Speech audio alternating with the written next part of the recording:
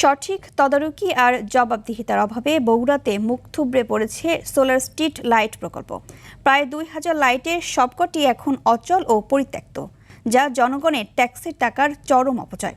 বগুড়া থেকে ইমরান হুসাইন লিখনের তথ্যচিত্রে জানাচ্ছেন Leone Azad.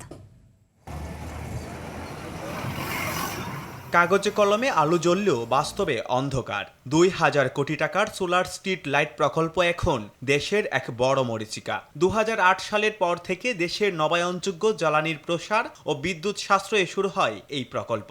LGED, পৌরসভা ও বিভিন্ন উন্নয়ন প্রকল্পের আওতায় বগুড়া জেলায় স্থাপন করা হয় প্রায় ২,০০০ সোলার স্ট্রিট লাইট।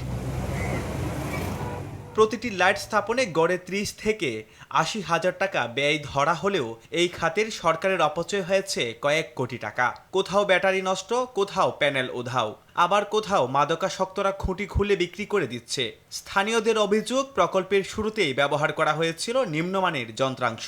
এই লাইটগুলো না জ্বলাতে রাতের বেলায় ছিনতাইকারীরা বর্তমানে খুব রোডে ঘাটে মানুষজন চলাফেরা করতে খুব কষ্ট হচ্ছে। সেই সুবিধা আমরা না পাই, এগুলো লাগানোর কোনো কারণ নাই।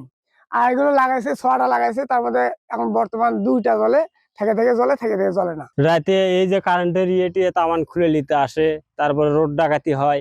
প্রকল্প শেষ হওয়ার পর দায়িত্ব আসলে কার তা নিয়ে স্পষ্ট কোনো উত্তর দিতে পারছে না কোনো দপ্তর। তবে জেলা ত্রাণ ও পুনর্বাসন কর্মকর্তা জানালেন, দ্রুতই এগুলোর মেরামতের উদ্যোগ নেওয়া হবে। যেগুলি অচল অবস্থায় রয়েছে এই বিষয়গুলি আমি আমার মন্ত্রণালয়ে বা অধিদপ্তরে আমি লিখিতভাবে জানাবো যে আমাদের এই বিষয়গুলি নিয়ে কথা হচ্ছে, এগুলি আসলে আমাদের মেরামত করা প্রয়োজন বা সচল করা প্রয়োজন।